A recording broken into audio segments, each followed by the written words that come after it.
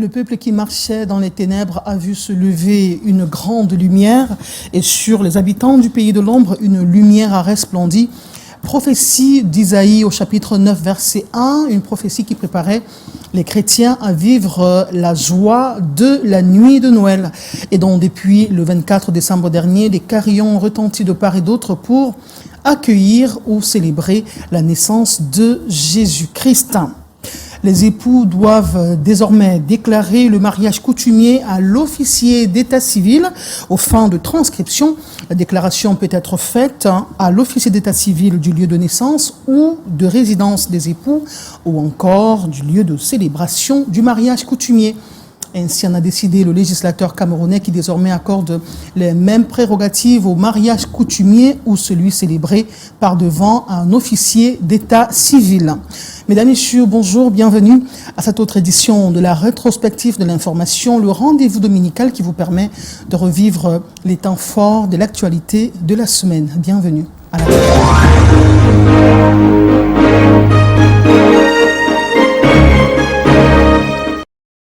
Celui qui nous fait l'honneur d'accepter notre invitation ce dimanche, c'est un journaliste, éducateur et promoteur des œuvres sociales auprès des enfants défavorisés, des orphelins, des enfants de la rue et des malades mentaux.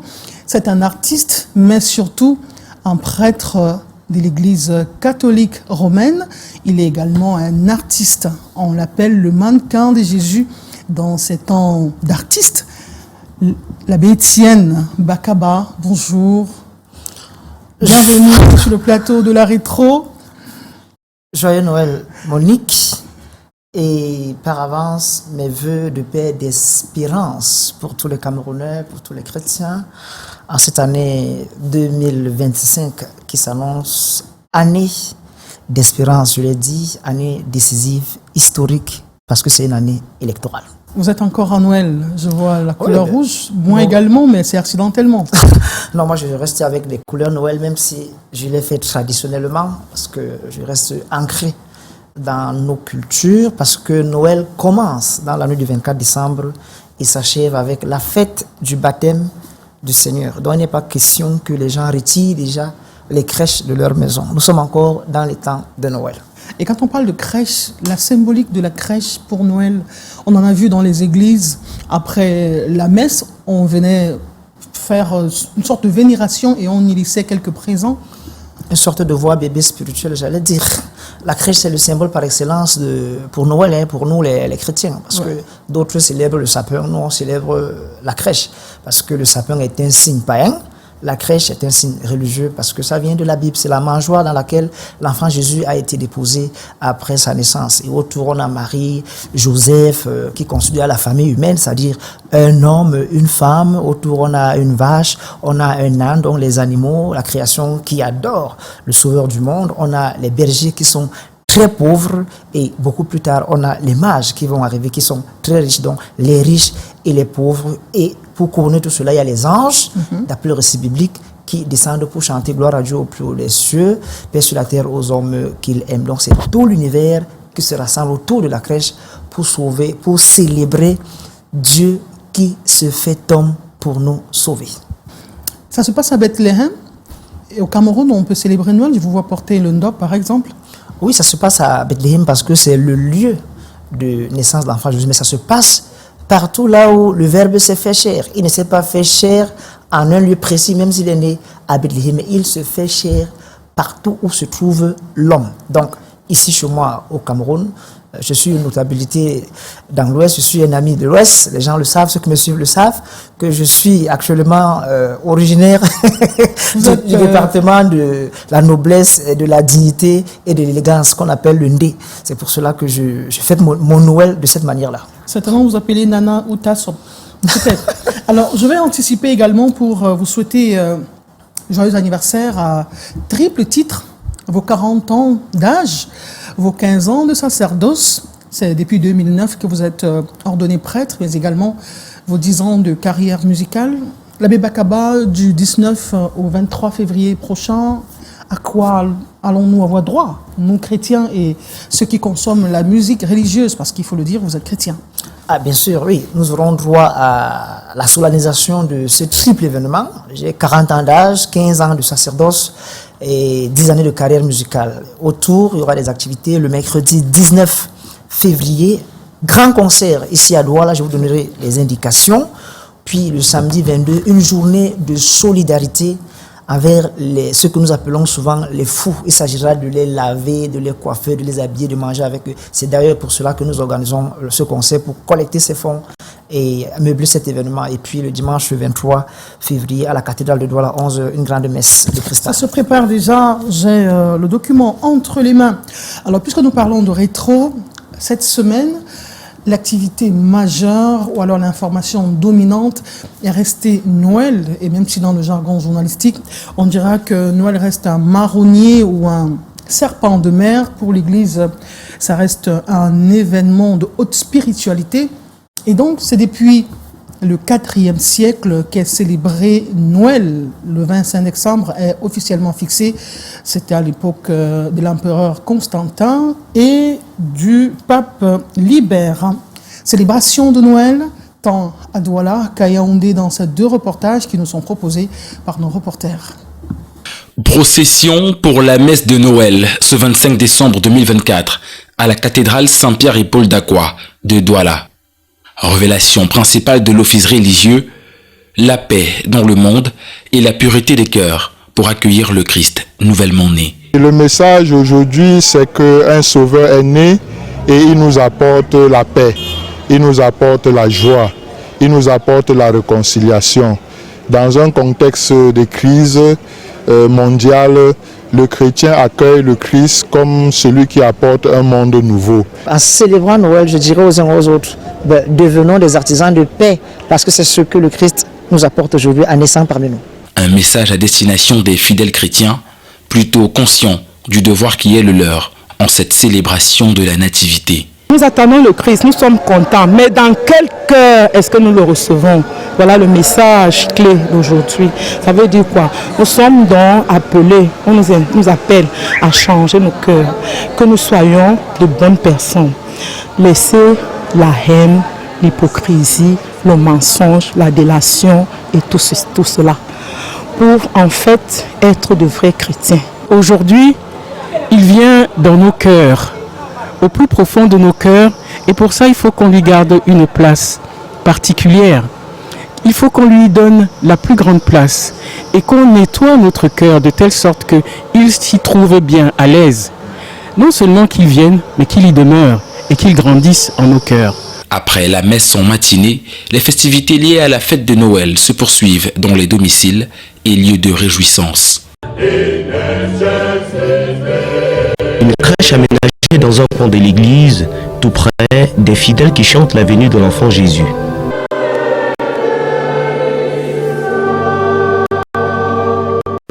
La cathédrale Notre-Dame des Victoires de Yaoundé a fait le plan d'œuvre ce 25 décembre 2024.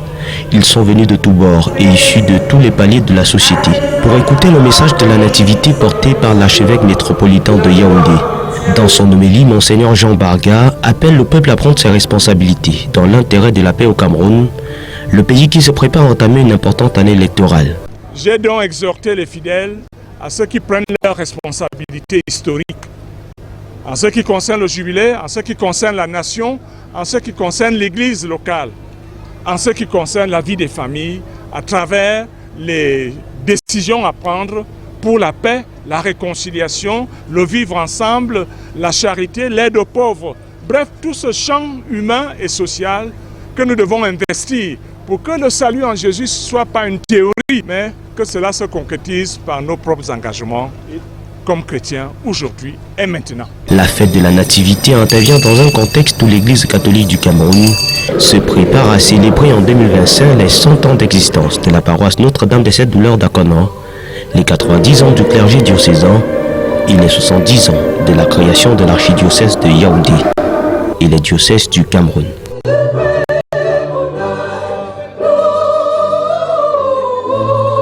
Culte de Noël ce 25 décembre à Bamenda et à Bafut, dans la région du nord-ouest Cameroun. Dans cette région en crise, le message principal des homélies est basée sur la réconciliation. Today is Christmas. We are celebrating. Aujourd'hui, c'est Noël.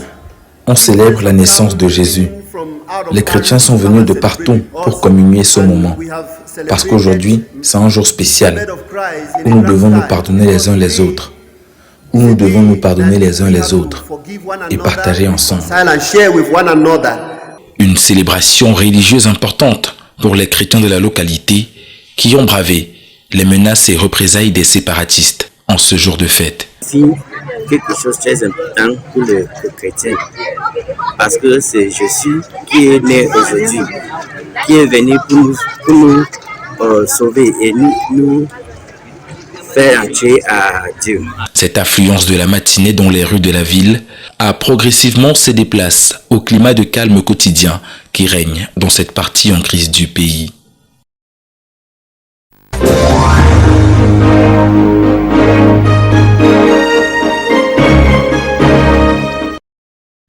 Retour sur ce plateau après ces 3 reportages. Je rappelle, nous sommes en compagnie de l'abbé Étienne Bakaba, qui est prêtre de l'Église catholique romaine, officiant à la cathédrale Saint-Pierre et Paul de Douala. L'abbé Étienne, la fête de Noël se célèbre dans un contexte de déchirement intercommunautaire, de guerre fratricide, et même à la Terre Sainte. En Israël, il ne se passe pas un jour sans qu'on parle de bombardement, des enfants qui meurent dans des conditions inhumaines. Et pourtant, dans les Saintes Écritures, il est écrit « Vous êtes le sel de la terre ». Le sel apporte de la saveur, le sel apporte du goût. Comment expliquer cela? Les chrétiens ont-ils démissionné? C'est le recul du religieux, c'est le recul de la parole de Dieu. Pourtant, on voit fleurir des églises de part et d'autre. Je rappelle à la communauté chrétienne que le mardi 24 dernier, à la vigile de Noël, le pape François a ouvert solennellement le jubilé, l'année jubilaire pour l'espérance. Et que le 1er janvier, l'Église célèbre la 58e journée mondiale de la paix. À cette occasion, le Saint-Père nous envoie un message fort qui est intitulé « Remets-nous nos dettes, donne-nous ta paix ». À l'introduction, il dit « À l'aube de cette nouvelle année que nous donne le Père Céleste, un temps jubilaire consacré à l'espérance, j'adresse mes vœux les plus sincères de paix à toute femme et à tout homme, en particulier à ceux qui se sentent abattus par leurs conditions existentielles, condamnés par leurs erreurs, écrasés par le jugement des autres et qui ne parviennent plus à percevoir une quelconque perspective pour leur vie. À vous tous, espérance et paix, car cette année est une année de grâce qui vient du cœur du Rédempteur. Je crois que c'est partant de cet appel que tous nos évêques sont sortis pendant la fête de Noël pour faire le relais de cette invitation à la paix. Oui, on continue à être le sel de la terre et la lumière du monde, même si cela n'est pas perçu de manière grandiose. L'Évangile continue à travailler à la manière de la graine de sénévé. Qu'est-ce qui fait la guerre à la paix? Qu'est-ce qui fait la guerre à la mission évangélisatrice qui voudrait que la parole de Dieu vienne rasséréner les cœurs, permettre aux uns aux autres d'avoir des comportements plus humain, plutôt qu'autre chose, justement? Je crois que, selon les Écritures, la paix que le Christ est venu apporter au monde, les gens peuvent être déçus. Cette paix-là, ce n'est pas le silence des armes.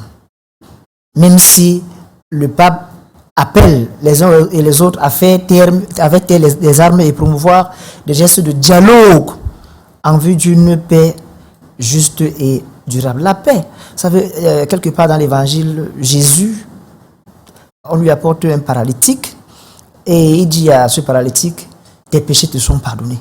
Les gens se disent, mais c'est quoi ça, pardonner les péchés? Ça nous apporte quoi? Qu'est-ce qu'il y a de concret là-dedans? Et Jésus rétorque en leur disant, parce qu'eux, ils espéraient voir l'homme se relever comme il a l'habitude de faire les miracles. Alors Jésus leur dit, pour vous montrer que le Fils de l'homme a le pouvoir de remettre les péchés, parce que c'est pour cela qu'il est venu. Je te le dis, dit-il à l'homme, lève-toi et marche. Le monsieur se mit debout devant tous les gens. Alors là, les gens ont commencé à dire, waouh, il y a quelque chose là-dedans. Oui, la paix, c'est incontournable. J'ai suivi l'archevêque de Bamenda, j'ai suivi Monseigneur Georges Onko, l'évêque de Kumbo, qui sont sortis pour dénoncer déjà le contexte dans lequel se célèbre cette fête de Noël depuis quelques années. De leur côté, la crise anglophone qui continue et qui perdure. Il est difficile de parler de paix à ces gens-là qui entendent tous les jours le crépitement des armes, qui ne peuvent plus vaquer normalement à leurs occupations, dans un lieu où les écoles, les hôpitaux sont pris en grippe, parce qu'il n'y a pas de sécurité, il n'y a pas de paix sociale, il n'y a pas de paix physique. Pour que la paix du Christ règne, oui, il faudrait qu'on parte d'abord de ce qui est visible. C'est ce que Jésus fait en guérissant, par exemple. Donc, pour que cette paix-là soit possible, il faudrait qu'on parte de ce qui est visible. Et ce qui est visible, c'est le dialogue. Je salue d'ailleurs au passage la sortie de Monseigneur Samuel Cléda, l'archevêque de Douala, au micro de RFI, et même le message qu'il a délivré le jour de Noël à la messe de 11h, qui disait que c'est difficile aujourd'hui de parler de paix s'il n'y a pas de dialogue. Et il appelait, n'est-ce pas, les partis qui sont en conflit et ceux qui ont le pouvoir et ceux qui cherchent le pouvoir à se mettre autour d'une table et à s'écouter, parce que si on ne s'écoute pas, il n'y a pas possibilité de paix. La paix reste le message central pour notre Église, et j'invite d'ailleurs de manière solennellement tout le peuple de Dieu qui est à Douala à se rendre massivement à la cathédrale de Douala ce mercredi 1er janvier pour la grande marche que l'archevêque organise avec tous les fidèles pour la paix au Cameroun, la messe qui sera suivie et l'ouverture solennelle de l'année jubilaire pour l'espérance. Au-delà des marches, au-delà du discours, on le fait pratiquement chaque année, on dira c'est un marronnier. Comme je l'ai dit d'entame, il y a une multiplication des églises chrétiennes. J'associe l'église catholique, les autres confessions, les autres chapelles, mais on n'a pas le sentiment que les citoyens ou alors le peuple de Dieu dans son ensemble, ça s'agit de mieux en mieux ou de façon exponentielle. Ce sont des beuveries, c'est le grand banditisme, c'est la débauche et tout cela. Est-ce que ce n'est pas peut-être le lieu de revoir le discours de l'Église, adapter une communication par rapport à cette cible-là pour qu'on comprenne qu'effectivement, la paix dont on rêve et la paix qui est voulue par les saintes écritures est la seule chose, la seule voie de salut. C'est-à-dire qu'au final, nous cherchons tous la sérénité, la sécurité, le bien-être, et que véritablement, ce bien-être qu'on recherche dans les beuveries se retrouve dans la mise en pratique de la parole de Dieu. Ce que je sais, c'est que la conversion est un processus permanent et qu'elle n'est jamais acquise de manière univoque et définitive. La conversion, c'est un processus. Donc, je me convertis aujourd'hui par rapport à une situation qui n'est pas bonne. Demain, je me convertis encore. Après-demain, je me convertis encore jusqu'à l'heure de ma mort. Moi, le testament que Jésus nous a laissé, c'est « Je vous laisse la paix. Je vous donne ma paix. » Et il dit « Je ne vous la donne pas à la manière du monde. » Parce que, voyez-vous, figurez-vous qu'il y a beaucoup de slogans aujourd'hui, même dans le pays, qui parlent de la paix. Mais quand vous voyez les inégalités sociales qui sont là, d'autres qui sont extrêmement riches, et certains qui croupillent, n'est-ce pas, dans la pauvreté, et que dans cette pauvreté-là, on vient encore vous dire que vous allez payer les impôts sur tout, vous allez déclarer vos biens sur tout, alors que ceux qui sont censés être les garants de la paix et de la stabilité, n'est-ce pas, sont pratiquement ceux qui ne déclarent jamais les impôts. Donc il y a tout cet environnement d'hypocrisie, n'est-ce pas? Je suis bien heureux de voir que dans ce monde-là, il y a certains de nos fidèles qui sont dans le gouvernement, qu'on voit très, très concentrés là à l'église, très concentrés à l'église. J'espère qu'ils écoutent la voix de Dieu et qu'ils sont déterminés, au moins pour cette année qui commence, à changer quelque chose. N'est-ce pas? Je l'espère fortement, parce que ce que nous décrions là, il ne faut pas s'imaginer que ça vient nécessairement d'ailleurs, mais c'est plein de chrétiens confondus dans toutes les dominations, c'est plein de musulmans qui sont des croyants d'Allah, mais qui n'arrivent pas à se convertir au jour le jour. C'est un défi permanent que nous lance la parole de Dieu, nous convertir au jour le jour par rapport aux situations existentielles. Devenir véritablement le sel de la terre et la lumière du monde, pour pouvoir influencer de manière évangélique le monde. C'est de ça qu'il est question ici.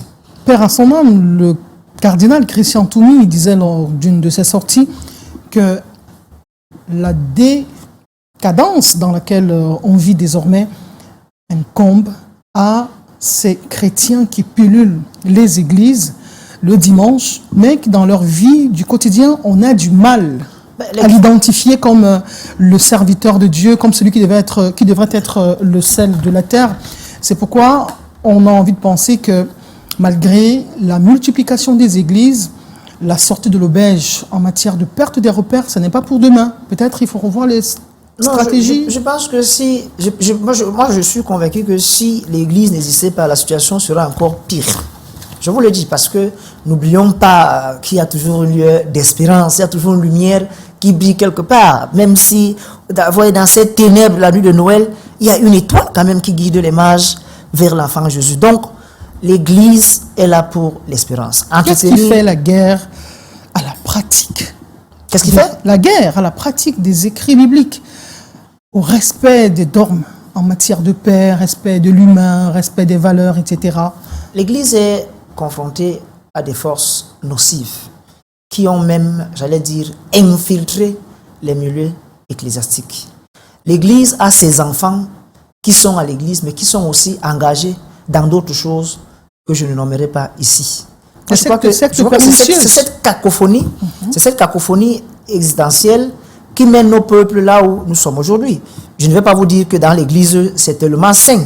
Oh que non. L'homme, s'il n'accueille pas la parole de Dieu, s'il n'accepte pas que le Verbe se fasse chair, pas seulement à Bethléem, mais dans son cœur, ici à Douala, ici dans le studio de Canal 2 International, mais justement, on va aller d'une fête de Noël à une autre sans qu'il y ait un réel changement. Et je crois qu'en célébrant la fête de la Nativité, c'est pour nous rappeler toujours que Jésus-Christ est mort pour les pécheurs, mais surtout pour racheter les pécheurs. Aujourd'hui, Dieu qui nous a créés sans nous ne peut plus nous sauver sans nous. Si à la création, il n'a pas demandé notre avis. Aujourd'hui, pour être sauvé, je dois collaborer au mystère de Dieu.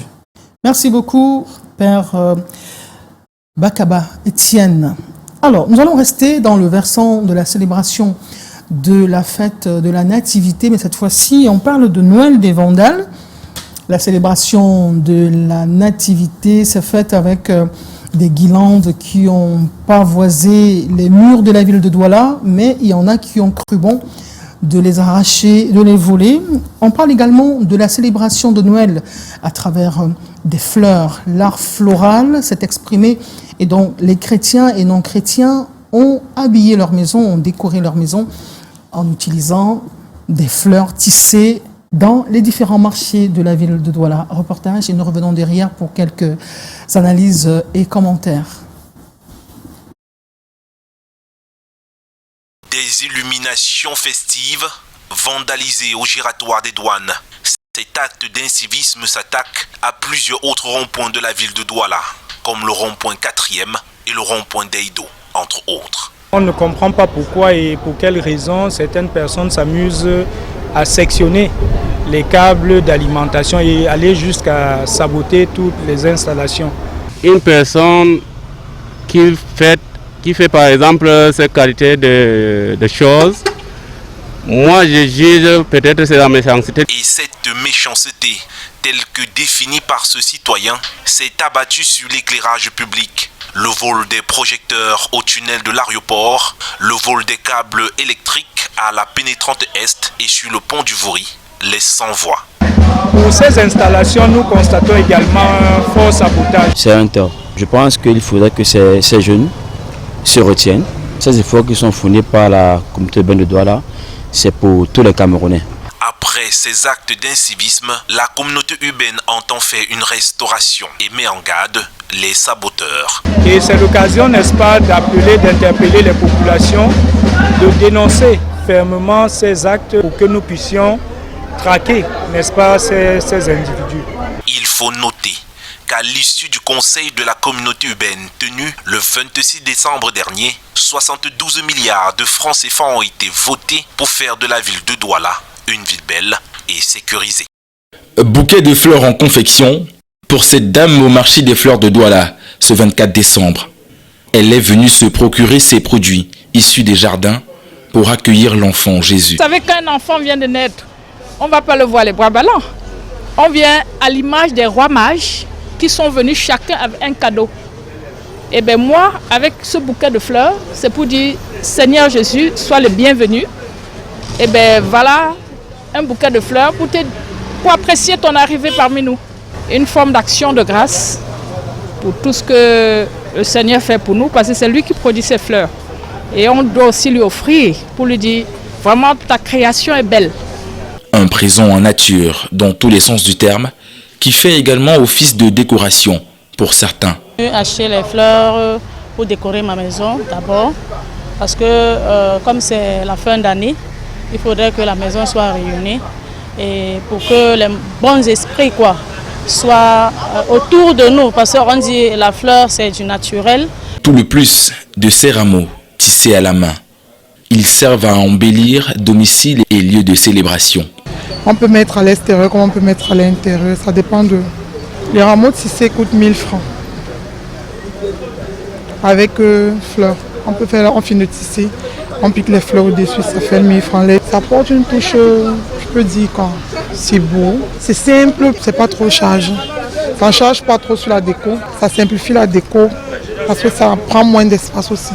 Qu'elles soient décoratives ou symboliques, en bouquet ou en panier, les fleurs ont une place importante dans la célébration de la fête de Noël. Le premier point d'attraction est le rond-point Sable à Bonamoussadi, où un spectacle féerique de jets d'eau accompagné de jeux de lumière a émerveillé tant les enfants que les parents. Le site a rapidement attiré une foule nombreuse et c'était un véritable moment de partage pour les familles. Je ne savais pas qu'il y avait un endroit comme ça à Douala, donc je suis contente de venir ici. Je suis impressionnée de l'endroit, ça m'a vraiment ébloui. Je suis arrivée ici grâce à mon père et je trouve que cet endroit est magnifique. Ce qui m'a encore plus fait venir ici, ce sont les jets d'eau et l'animation qui est ici, le divertissement.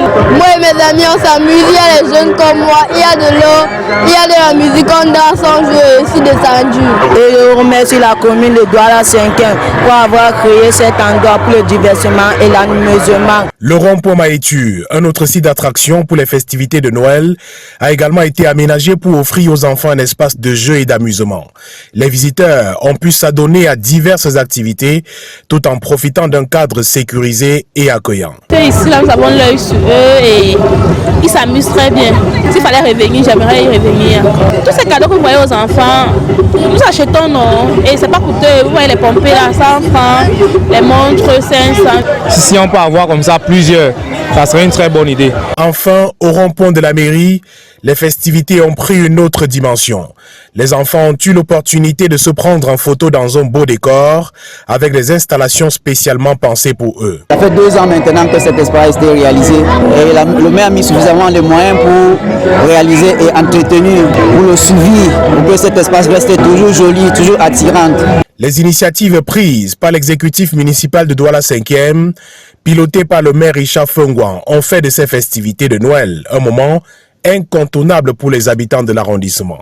Un cadre unique et joyeux pour célébrer Noël dans la métropole économique du Cameroun.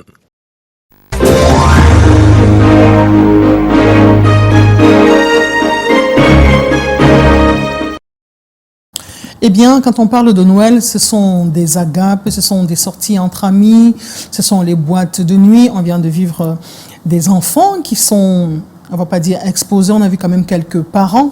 Est-ce que vous avez un message à passer lors de la célébration des fêtes de Noël, notamment dans ce type de contexte? Je crois qu'on devrait revenir à l'essentiel. Je suis un peu navré de voir dans le reportage des enfants de moins de 10 ans qui sont dehors, même s'ils sont avec les parents, à célébrer Noël dans la nuit. Parce que pour un enfant de 10 ans, 19h, 20h, c'est déjà la nuit, à mon sens. C'est vrai, nous sommes dans une ville où il fait très chaud, mais les après-midi de 16h jusqu'à 18h, 18h30, je crois que ça devrait convenir pour les enfants d'un certain âge. Donc les parents ont beau dire, nous sommes là pour les accompagner. Vous ne les accompagnez pas dans la nuit parce qu'à force de sortir avec les enfants dans la nuit, vous leur donnez déjà l'habitude du dehors dans la nuit. Et on connaît dans quel contexte nous sommes aujourd'hui. Noël ne se célèbre plus aujourd'hui comme auparavant. Aujourd'hui, avec les histoires de kidnapping qu'on entend partout, il faut faire super attention. Noël est passé, il y a quand même le réveillon de Noël qui arrive, le réveillon de la nouvelle année qui arrive. Donc, il faudrait faire attention. Je ne milite pas. C'est beau ce que fait la mairie pour embellir la ville. C'est très beau, c'est appréciable. C'est des choses qu'on n'avait pas avant. Mais il faut qu'il y ait quand même des tranches horaires qui sont, j'allais dire, raisonnables pour certaines tranches d'âge. Il y en a qui ne vont jamais à la messe, même pas le jour de Noël, même pas au réveillon de Noël, mais qui sont très impliqués dans la célébration de la fête de Noël, une attraction particulière des païens. Ça reste quand même une fête religieuse, une fête chrétienne. Comment on explique ça? J'ai dit sur Facebook que ceux qui n'ont pas fait les messes de Noël, qu'ils ne me souhaitent pas les vœux, parce que je ne vois pas quel est le sens. Moi, je ne célèbre pas le Noël des païens. Je suis un chrétien, je célèbre le Noël des chrétiens. Donc, je commence à la vigile et puis j'ai la messe de l'aurore ou une messe en journée. Si on est chrétien, parce qu'aujourd'hui, il y a comme une sorte d'opposition entre eux. C'est vrai que Noël était d'abord une fête païenne qui a été christianisée. Mais on a l'impression qu'il y a un retour au paganisme qui se manifeste justement à travers cette manière-là de ne pas préparer spirituellement la fête de Noël. C'est-à-dire il y a le temps de l'Avent. 4 dimanches successifs qui sont là pour nous aider à préparer Noël. Il y a les confessions qu'on a organisées dans les églises. Il y a beaucoup qui n'ont pas pris part à ces activités, mais ils sont en train de célébrer Noël. Il y en a même qui ne croient pas en Jésus-Christ, mais qui sont dans la fête de Noël. Il y en a même qui disent que Jésus-Christ n'est pas Dieu, mais vous allez les voir dehors célébrer Noël plus que tout le monde. Donc il y a un appel à revenir d'abord à l'essentiel. Je n'ai rien contre les festivités, manger, boire, danser. Ça fait partie de la vie. C'est l'autre côté agréable de la vie. Il faut nourrir aussi son âme de temps en temps de ces ponctuations joyeuses avec la pression sociale qu'on vit au quotidien. Mais nous devons toujours rester dans l'essentiel. Noël, pour nous les chrétiens, est la commémoration de la venue de Dieu dans le monde. Donc d'abord à lui, haute gloire et louange, avant de recevoir de notre part, nous les hommes, ce qui confirme comme réjouissance au nom de Dieu. Donc on devrait même célébrer Noël toujours au nom de Jésus. Le bénéfice spirituel d'un chrétien qui s'est préparé pour cet événement, ce serait quoi? C'est l'amour, c'est la paix, c'est la joie, c'est le partage. Noël, c'est essentiellement une fête de partage, déjà, de toutes ces vertus-là. Je salue encore une fois de plus cette tradition que les évêques ont pris d'aller célébrer Noël le 24 dans les prisons. Vous voyez, c'est une manière de partager avec les prisonniers, de partager pas seulement les biens matériels, mais une visite, c'est un acte de partage, n'est-ce pas? Vous pouvez aller rendre visite à une vieille personne, à un malade, ça c'est un acte concret de partage pour célébrer Noël. Mais il y a la réconciliation. Jésus est venu nous réconcilier avec Dieu son Père. Donc ne célébrons pas seulement la réconciliation que Jésus apporte, sans nous réconcilier entre nous. Noël commence déjà la célébration des fêtes de fin d'année. Est-ce qu'on va rentrer dans la nouvelle année avec un cœur non réconcilié, avec les mêmes problèmes, recommencer de la même manière? Non, il faut savoir se recréer, c'est-à-dire devenir une créature nouvelle chaque fois qu'on puisse Noël, pour que dans la crèche, pour ceux qui vont dans le voir bébé de Jésus, dans la crèche, on va puiser les énergies spirituelles qui nous aideront à entrer dans la nouvelle année, dans cette mouvance d'espérance, de la paix, de l'amour, de la réconciliation.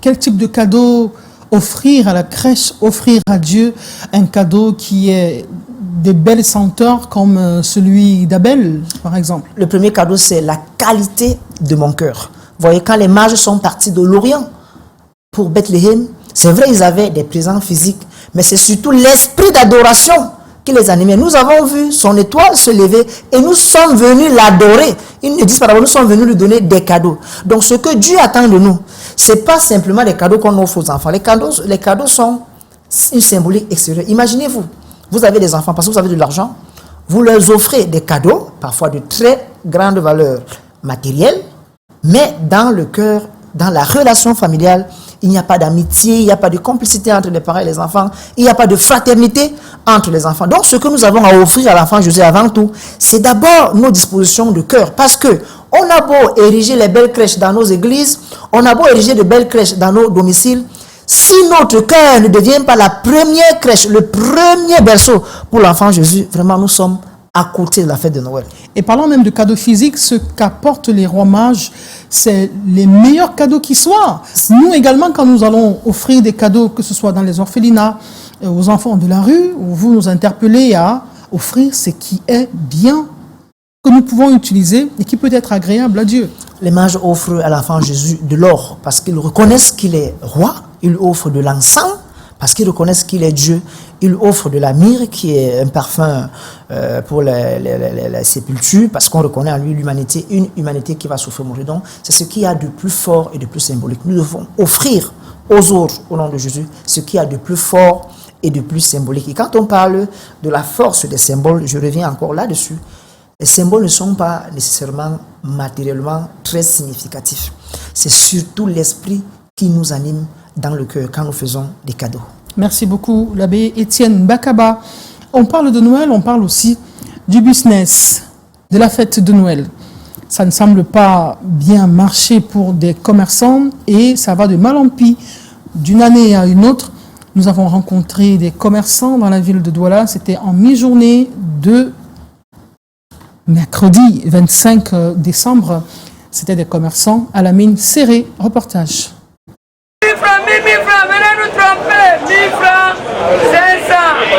C'est la dernière balle de shérif pour atteindre sa cible. Ce commerçant dans les rues de Douala résiste malgré la rareté des clients en ce jour de fête de Noël. On est là en force pour que les gens achètent pour aller fêter. On ne voit personne. Pardon, aidez-nous, dites aux gens-là de sortir.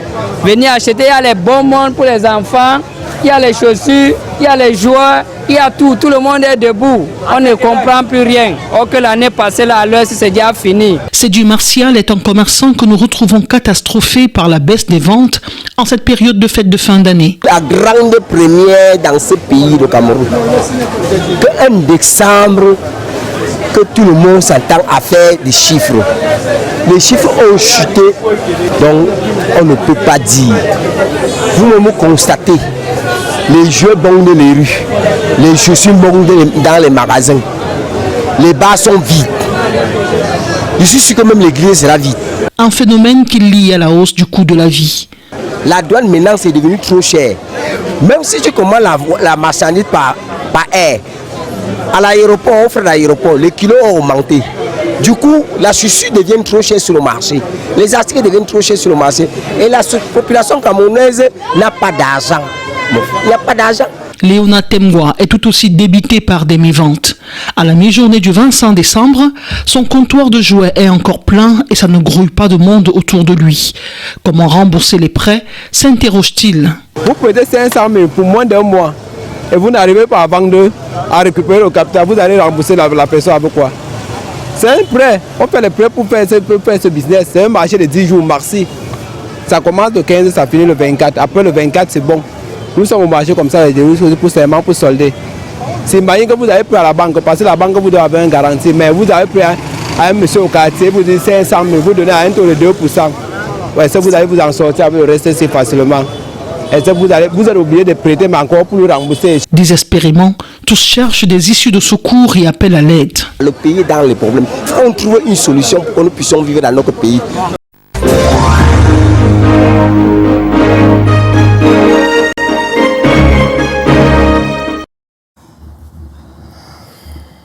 C'est bien triste pour ces commerçants, on va dire. À chacun sa fête de Noël. La Chine n'est pas mondialement connue comme un pays chrétien, mais la Chine exporte 85% des gadgets de Noël vendus à travers le monde. Et moi, je me pose la question, qu'est-ce que l'économie camerounaise, l'économie africaine, gagne à revendre des jouets qui sont fabriqués en Chine, parfois avec des messages codés, parce qu'aujourd'hui, il y a des poupées qui sont à tendance LGBT. Ça existe. Qu'est-ce que l'économie gagne, l'économie camerounaise, africaine gagne à commercialiser, à revendre des sapins qui sont fabriqués avec du matériel non recyclable et peut-être quelquefois même avec des substances nocives, nocives à la santé. Qu'est-ce qu'on gagne derrière tout cela? Je crois que pour ceux qui font quand même du business, il faut qu'on s'interroge. Noël, c'est un marché. Les commerçants, les économistes devraient exploiter ce côté. Moi, je pense que si on réfléchit bien, on peut fabriquer des jouets à partir de chez nous, des jouets qui ressemblent à nos réalités. On peut fabriquer, j'ai vu au naturel, là, les décorations, les fleurs, c'est des choses de chez nous aussi qui remplacent largement symbole. On vous dira païen que c'est économique parce que les fleurs en plastique, on peut les utiliser indéfiniment. Les sapins en plastique, on les range et l'année prochaine, on les ressort. Quand vous dites que c'est économique, moi, comme chrétien, j'ai peur. Parce que quand je vois le sapin dans un domicile, je dis aux gens, faites attention, chaque fois qu'on représente un arbre, l'arbre renvoie au jardin d'Éden, qui est le lieu du péché. Donc le sapin peut signifier l'arbre du péché où Adam et Ève ont apporté la mort dans le monde. Donc il y a des symboles qu'on utilise, mais on ne mesure pas la portée symbolique de le ces sapin choses. n'est pas chrétien, n'est pas Vous biblique dites que dans l'accompagnement de Noël. il y a le palmier. À l'époque, on faisait des Noël en construisant des maisons en palme. C'est aussi un arbre qui vient du jardin d'Éden, peut-être. Pour rester naturel, on peut aussi faire pour arbre de Noël, on pourrait prendre un bananier, qui a un sens traditionnel chez nous. Okay. Pourquoi le sapin? Encore que ça nous coûte économiquement. Le sapin renvoie à une autre culture. Ah, c'est une autre culture, elle n'est pas du tout africaine, elle est purement occidentale. Ok, puisque nous parlons de religion, cette semaine, c'est la vraie église de Dieu du Cameroun, c'est la dénomination d'une des églises qui a pignon sur rue au Cameroun. Et donc, 2 factions animent cette église-là lors de la convention qui a débuté vendredi dernier et qui s'achève ce dimanche.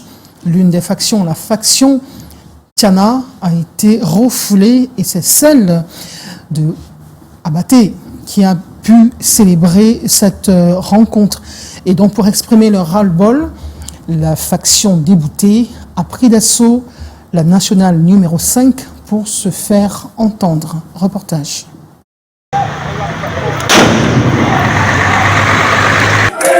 Des chrétiens se réclamant chrétiens de la vraie église du Cameroun bloquent la circulation ce vendredi matin au lieu dit Mombo, situé sur la nationale numéro 5, la route reliant Douala à Bafoussam. C'est la faction Tjanatande qui a été interdite de la convention de la dite église qui démarre ce jour à Mombo. Nous sommes dans une injustice. Vraiment, c'est avec beaucoup de regret, amertume que nous sommes repoussés à l'entrée du camp conventionnel de Mombo.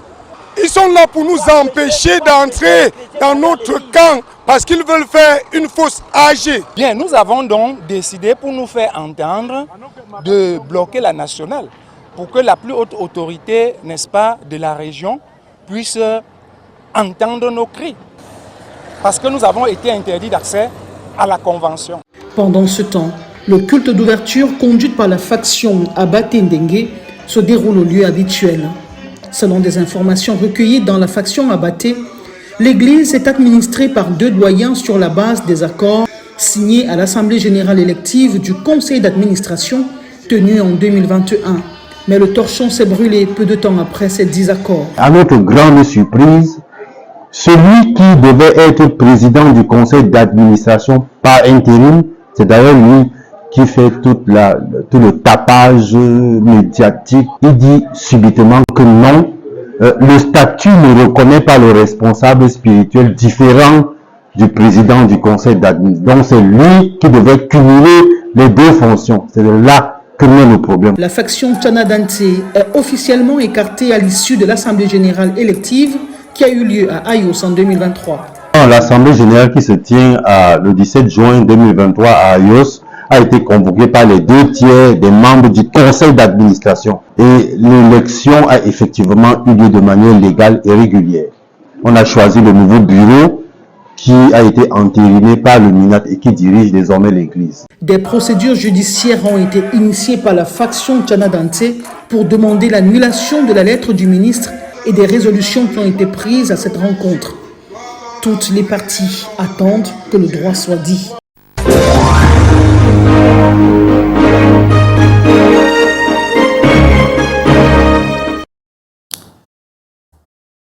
Eh bien, ce n'est pas la première fois qu'on assiste à ce type de spectacle dans les églises au Cameroun. L'abbé chrétienne Bakaba, si les leaders religieux arrivent à se déchirer autant, on a envie de penser que les intérêts se trouvent ailleurs. Ce n'est pas la quête du salut, ce n'est pas sauver les hommes. C'est un cadeau de Noël de très mauvais goût. Et vraiment, je me sens blessé, honni et trahi. de voir que quand on parle d'espérance de paix et de réconciliation comme message de Noël, une fraction de l'Église se livre à ce genre de spectacle horrible qui relève tout simplement d'un contre-témoignage sans précédent. Je plains la foi des pauvres fidèles parce que quelquefois ils sont aussi instrumentalisés par ceux qui sont là-bas devant. Quand vous voyez, nous qui sommes Camerounais, on dit la tendance Tchana contre la tendance Abaté. Vous pouvez rapidement les situer dans notre contexte camerounais pour savoir qui va vers qui et qui va vers qui. C'est tout simplement regrettable. Donc l'armée de l'Église restera toujours la prière. J'invite la communauté chrétienne à mettre vraiment ce scandale en prière et que la grâce de Dieu touche les cœurs des uns et des autres pour qu'ils reviennent à la table de la réconciliation. Ça ne contribue-t-il pas à faire reculer? Non, mais il donne raison au ministre Tangandi qui demande qui va faire ce qu'il prépare faire là. Ça contribue justement à ternir la foi et l'image de l'Église, au moins et même le rôle social de l'Église. Ben bien sûr. Je dis c'est un contre-témoignage sans précédent. Il faudrait que les pasteurs essayent aussi de s'organiser de leur côté, parce que je crois quand même qu'à l'Église catholique, quelque chose de ce genre, il frappera ou ça viendra même du Vatican. On ne peut pas voir ce genre de choses. Je dis, j'ai même honte d'en parler. J'ai honte en tant que chrétien, même si ce n'est pas ma communauté, mais j'ai honte en tant que croyant de voir ce genre de comportement qui n'a rien à voir avec la foi. Merci beaucoup. Eh bien, cette semaine, il y a eu une innovation dans le mariage. On parle notamment de l'état civil qui est désormais acquis à la suite de la célébration du mariage coutumier. Le législateur en a décidé ainsi, on va dire, il a légalisé le mariage coutumier. Et nous allons donner la parole aux citoyens de la ville de Douala pour s'exprimer sur cette innovation, comment ils l'ont accueillie. Croyez-moi, la plupart des hommes n'ont pas été très heureux. Reportage de Leslie Poumitia. L'ère où les concubins vivaient un mariage coutumier sans en tirer les bénéfices des droits civils est désormais révolue. La nouvelle loi régissant la dot et l'union coutumière garantit la protection de la femme. En principe, pour moi, ça résout tous mes problèmes. Les hommes jouaient sur nous, les femmes. Parfois, quand ils profitaient pour nous faire certaines choses qu'il ne fallait. Bon, si on a instauré ça vraiment, c'est pour aussi nous prévenir, nous les femmes. Au lieu de service, on vous demande l'acte de mariage. Pour moi, il y a un peu de difficulté là. Une fête pour la dot ou le mariage civil, mais globalisé une seule fois et le faire pour ne pas... Parce qu'on a peur de dépenses. Depuis le 23 décembre, la dot au mariage coutumier obtient désormais une reconnaissance légale. Cette réforme suscite toutefois des appréhensions chez certains hommes. Ça emprisonne les hommes, ça met les hommes en prison. Oui, parce qu'il faut vraiment réfléchir sur une femme avant d'aller lui faire l'acte. Pour que cette union soit légalement reconnue, les partenaires doivent déclarer leur mariage coutumier auprès d'une autorité compétente. Actuellement, la femme dotée dont le mariage coutumier a été déclaré devant l'officier d'état civil territorialement compétent a certains droits, doit désormais pouvoir prétendre réclamer quelque chose sur les biens du mari. Les droits de la femme mariée sur le plan coutumier et déclaré doivent dépendre des coutumes et des us de chaque partie. C'est une avancée pour le droit civil francophone, mais dans la partie anglophone, c'était déjà appliqué par la common law. Un délai de 30 jours est désormais requis pour régulariser un mariage coutumier en tant qu'union légale.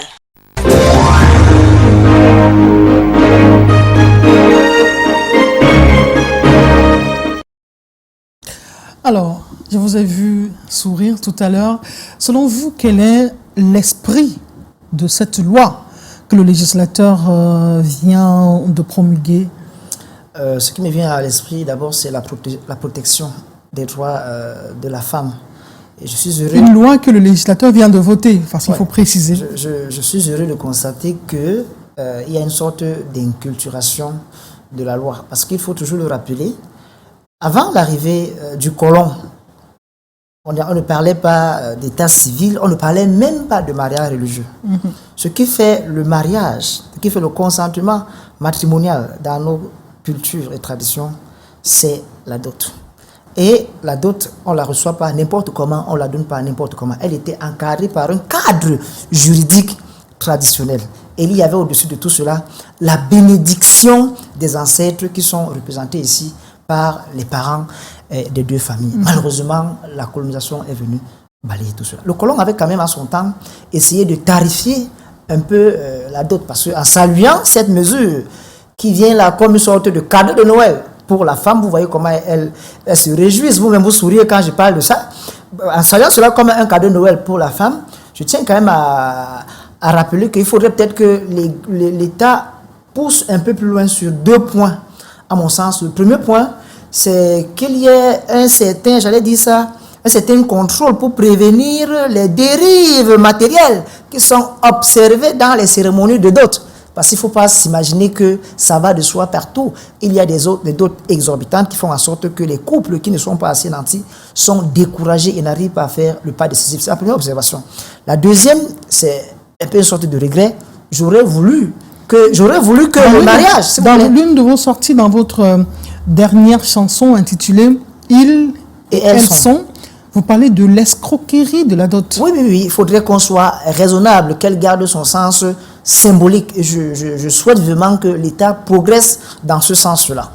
L'autre pan, c'est que si on avait créé une ouverture, n'est-ce pas, de cette mesure au mariage religieux, on allait résoudre beaucoup d'autres problèmes au niveau des femmes. Il faut déjà saluer cela, parce que la femme ici qui bénéficiait simplement de la dot de mariage traditionnelle sans reconnaissance légale, elle n'avait pas droit à la succession.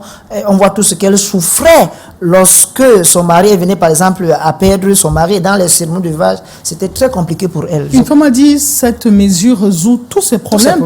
Et un homme a dit ça, c'est la prison. Ça met les hommes en prison. Ça met les hommes en prison. Alors si on doit faire l'acte avant, qu'est-ce que je dis? Si les hommes le perçoivent comme un emprisonnement, ça suppose que même la dot pour eux n'était pas aussi significative que ça. Bien sûr, d'aucuns pensent que quand ils ont doté une femme, c'est qu'ils l'ont rachetée. La dot n'est pas le rachat, c'est le signe de l'amour qu'on a. D'ailleurs, une vraie dot se fait dans l'échange mutuel des cadeaux entre les deux familles. Ce n'est jamais une seule partie qui apporte tout. Il faut qu'on revienne à ces valeurs essentielles de nos us et coutumes. Je crois qu'on a beaucoup perdu avec la colonisation et que quelquefois, malheureusement, notre Église n'a pas toujours aidé dans ce sens-là. Et que nous, qui sommes les prêtres d'aujourd'hui, qu'on aille puiser au sources de ce qui se passait avant pour que le mariage soit inculturé. Je salue parce que la loi a fait ce pas vers l'inculturation. Il faut que nous aussi, qu'on continue à faire ces efforts-là. Et je dis encore que peut-être que l'État, à un moment donné, devrait penser, peut-être dans le cadre d'un concordat, à reconnaître aussi les mariages qui sont célébrés de manière religieuse. Parce qu'aujourd'hui, ceux qui se marient sont confrontés à trois réalités. Il y a la réalité traditionnelle, il y a la réalité civile légale et il y a la réalité religieuse. C'est l'homme qui est dans notre société aujourd'hui qui est confronté à tout cela. Donc, il faut tenir compte de tous ces aspects-là. Très bien. Nous allons nous intéresser à de la nécrologie. On a parlé du droit. Et donc, cette semaine, un éminent juriste, un homme de droit, a tiré sa révérence. Il s'agit du magistrat Paul Aya Biné, qui est passé de vie à trépas. C'était précisément le 25 décembre, des témoignages à n'en plus finir. On se souvient que c'était un homme critique. Il a servi dans la partie au pouvoir. Il a démissionné, créé son propre parti. Et donc, je vous propose les témoignages qui ont été compilés dans ce reportage parlant de l'illustre disparu. Aya Paul Abiné, ancien juge de la Cour suprême et éminent défenseur des droits des hommes, est décédé à l'âge de 74 ans. Il est mort hier, mardi 24 décembre 2024, à l'hôpital régional de Boya des suites d'une maladie. Mon époux a été malade pendant 2 ans. La première année qu'il a contacté la maladie, il était sur la chaise roulante. Bon, avec l'aide des enfants, des amis, tout ça, il a pu récupérer ses pieds. Et il a laissé les béquilles, il a laissé la chaise roulante. Il conduisait même, les gens l'ont vu conduire, mais après un moment, il est revenu à zéro, jusqu'à hier où il est mort. Né en 1950 à Gali, Akwaya, Aya Paul Abiné était un éminent juriste, homme politique et défenseur des droits humains. Diplômé de l'ENAM, il a été vice-président de la Cour d'appel de Boya avant de devenir député du Magno en 2002. Initialement aligné sur le RDPC, il a ensuite rejoint le Parti d'action populaire d'opposition, démissionnant en 2011 pour se présenter à la présidence. Juge à la Cour suprême et fervent défenseur du fédéralisme, Aya Paul a été arrêté en 2017 pendant la crise anglophone mais libéré au bout de 8 mois. Il a pris sa retraite de la politique en 2019 mais reste un symbole de justice et de résilience. Sa mort marque la fin d'une riche carrière consacrée à l'égalité et à la démocratie.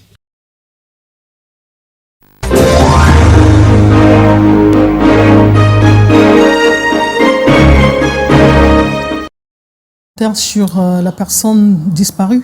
Oui, en 2021, il disait sur Jeune Afrique, je devais me servir de ma position à Yaoundé pour œuvrer et désenclaver une région oubliée des politiques publiques.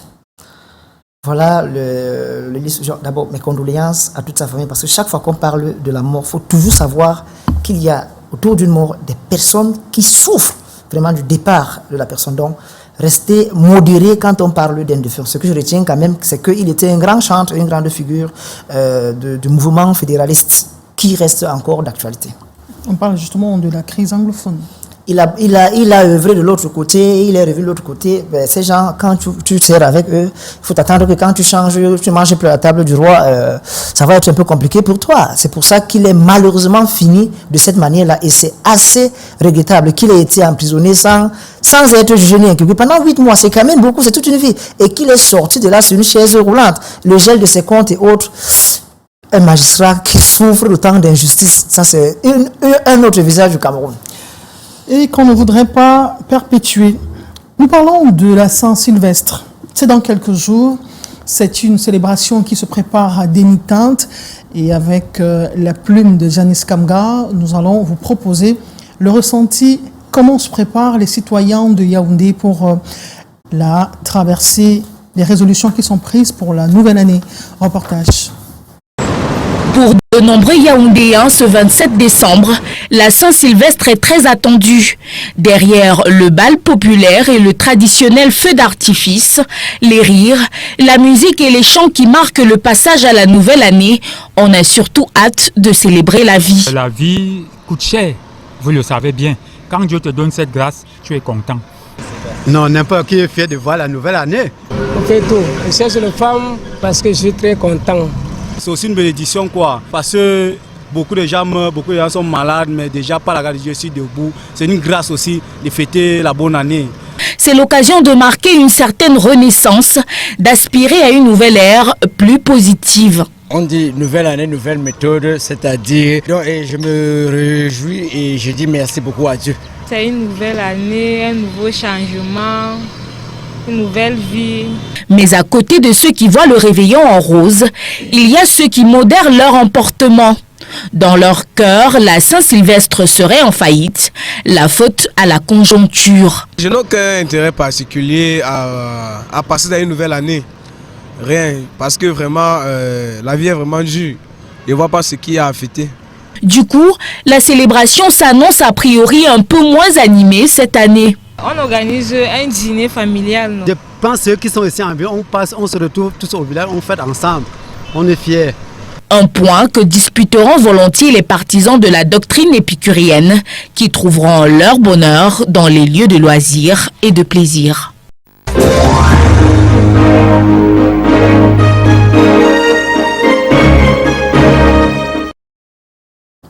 Les lieux de loisirs et de plaisir, on a l'opportunité de vous avoir sur ce plateau.